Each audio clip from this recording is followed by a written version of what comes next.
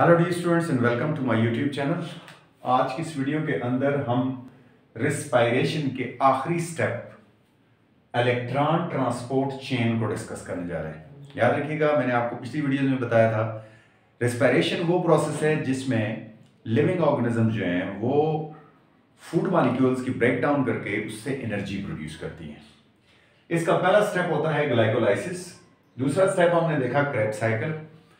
Glycolysis के result के तौर पर दो पायरुविक एसिड के मॉलिक्यूल बने थे या पायरुवेट बने थे जो कि 3 कार्बन कंपाउंड्स थे। वो एसिटाइल को ए में चेंज हुए और क्रेब्स साइकिल में एंटर हुए। क्रेब्स साइकिल की जो एंड प्रोडक्ट हमारे पास थी वो मेनली थी NaDH2 और FADH2। अब ये कहानी यही खत्म नहीं होती, बल्कि जो NaDH2 है ये जब इलेक्ट्रॉन ट्रांसपोर्ट चेन में एंटर होता है तो ये अपने दो मॉलिक्यूल NaDH2 और FADH2 दोनों अपने दो मॉलिक्यूल्स को एक खास तरतीब के साथ एक साइक्लिक चेन के जरिए आगे ट्रांसफर करते रहते हैं और जूं जूं ये इलेक्ट्रॉन आगे ट्रांसफर होते रहते हैं ये एनर्जी रिलीज करते हैं। जब ये एनर्जी रिलीज करते हैं तो उससे मजीद एटीपी बनती है और मजीद बॉडी को एनर्जी मिलती है। आइए देखते हैं स्टेप बाय स्टेप ये प्रोसेस कैसे होता है। पहले डेफिनेशन करते हैं। The movement of electron in which electron passes through a series of cytochrome pigments is known as electron transport chain, या इसे शॉर्ट में ETC यानी इलेक्ट्रॉन ट्रांसपोर्ट चेन कहा जाता है। और इसमें हमने कहा कि जो NaDH2 से या NaDH से निकलने वाले जो मॉलिक्यूल्स हैं वो सीरीज ऑफ साइटोक्रोम से गुजरते हैं। तो देखते हैं जनाब वो पहले कहां से गुजरते हैं। इस डायग्राम के जरिए पूरी मैं आपको समझाने की कोशिश कर रहा हूं, आप जरा यहां गौर करें। सबसे पहले क्या होता है कि NaDH2 जो है ये रिड्यूस हो जाता है और इसमें से हाइड्रोजन जो है वो आउट हो जाता है, हाइड्रोजन निकल जाता है, यानी हाइड्रोजन को प्रोटॉन या इलेक्ट्रॉन आप कह सकते हैं। ये इलेक्ट्रॉन रिड्यूस हो जाते हैं। जब ये रिड्यूस होता है इससे दो इलेक्ट्रॉन निकलते हैं और ये रिड्यूस होकर NAD+ बन जाता है, यानी अब इसमें से नेगेटिव दो इलेक्ट्रॉन निकल गए और ये पॉजिटिव में आ गया, इसलिए इसे NAD+ लिखते हैं। और इससे जो दो हाइड्रोजन निकले वो दो हाइड्रोजन इस तरह से रिलीज होकर बाहर आ जाएंगे। मैं आपको बात बताऊंगा कि ये बाद में होता है। अच्छा, पहले ये सारा प्रोसेस जो है ये माइटोकॉन्ड्रिया की जो इनर मेम्ब्रेन होती है, ठीक है, जिसे सिस्टर्निया कहा जाता है, इस इनर मेम्ब्रेन के अंदर ये पूरा प्रोसेस हो रहा होता है। और एंड पर ये दो इलेक्ट्रॉन जाकर इसके बीच का जो मैट्रिक्स है, माइटोकॉन्ड्रियल मैट्रिक्स उसे कहते हैं, उसमें डिप हो जाएंगे और वहां ये पानी बनाएंगे। देखेंगे कैसे बनता है। सबसे पहले ये हो गया कि NaDH2 रिड्यूस हो गया टू NAD+, दो हाइड्रोजन आयन उसमें से रिलीज हो गए और दो इलेक्ट्रॉन निकल गए।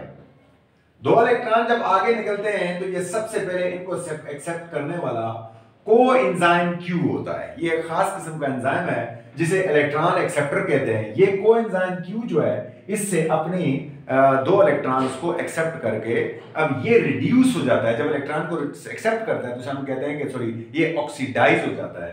और इस प्रोसेस के दौरान जैसे NaDH2 जो है वो रिड्यूस होकर NAD+ बनता है तो इस दौरान एक जो P मॉलिक्यूल निकलता है वो ADP के साथ मिलकर एक ATP, पहला मॉलिक्यूल ATP का पहले स्टेप में रिड्यूस हो जाता है, यानी जनरेट हो जाता है। सॉरी, उसके बाद जब कोएंजाइम A इन दोनों इलेक्ट्रॉन्स को ले लेता है तो ये दोनों इलेक्ट्रॉन्स को आगे ट्रांसफर करता है एक नए पिगमेंट्स की तरफ और उसका नाम है साइटोक्रोम B। जब याद रखिएगा हर लोअर लेवल के ऊपर, यहां देखें ये हायर लेवल ऑफ एनर्जी है, ये लोअर लेवल ऑफ एनर्जी है। जैसे electron lower level of energy की तरफ जंप करेंगे तो मुख्तलिफ पोजीशंस के ऊपर ये एनर्जी जनरेट करते रहेंगे, ये एटीपी बनाते रहेंगे। देखेंगे कहां कहां बनाएंगे। कहानी पहुंच गई है साइटोक्रोम B के ऊपर। जब साइटोक्रोम B से ये दोनों इलेक्ट्रॉन साइटोक्रोम C में ट्रांसफर होंगे तो उस दौरान भी ये ADP को ATP में बदलेंगे। यहां फिर आपके पास एनर्जी जनरेट हो रही है, ये भी जनरेटिंग एनर्जी है। पहली एनर्जी का मॉलिक्यूल यहां जनरेट हुआ, दूसरा ATP यहां जनरेट हो गया। अब साइटोक्रोम C से ये जो इलेक्ट्रॉन है दोनों ये साइटोक्रोम A की तरफ ट्रांसफर होते हैं। साइटोक्रोम A से ये साइटोक्रोम A3 की तरफ जाते हैं और जब साइटोक्रोम A3 से ये आगे बढ़ने लगते हैं तो ये फिर एक ATP मॉलिक्यूल जो है उसको जनरेट करते हैं। इस तरह से अगर आप गौर से देखें तो इस चेन के दौरान जो जो इलेक्ट्रॉन आगे बढ़ते जा रहे हैं वो अपने से जो हर अगला मॉलिक्यूल आ रहा है वो पिछले के मुकाबले में ज्यादा इलेक्ट्रॉन एक्सेप्टर है, वो इलेक्ट्रॉन को एक्सेप्ट करता जाता है, लेकिन उसमें एनर्जी लेवल कम होती जाती है।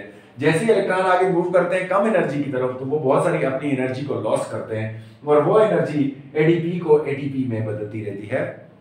इस तरह टोटल अगर हम गौर करें तो 1 2 3 इलेक्ट्रॉन ट्रांसपोर्ट चेन के दौरान जो है ये जो दो इलेक्ट्रॉन आगे मूव करते हैं NADPH2 के या FADH2 के जो दो इलेक्ट्रॉन आगे मूव कर रहे होते हैं वो मुसलसल एनर्जी जनरेट कर रहे होते हैं और इसीलिए हम कहते हैं कि रेस्पिरेशन के दौरान एनर्जी जनरेट होती है। एंड पे क्या होता है जनाब, एंड पे जब ये साइटोक्रोम A3 में पहुंच जाता है तो साइटोक्रोम A3 इसे आगे ट्रांसफर करता है और ये माइटोकॉन्ड्रियल मैट्रिक्स में एंटर हो जाता है और जब माइटोकॉन्ड्रिया के मैट्रिक्स के अंदर ये एंटर होता है वहां ऑक्सीजन के साथ ये ऑक्सीजन इसको एक्सेप्ट कर देता है। फाइनल जो इलेक्ट्रॉन एक्सेप्टर होता है वो ऑक्सीजन होता है और ऑक्सीजन का हाफ मॉलिक्यूल बनता है।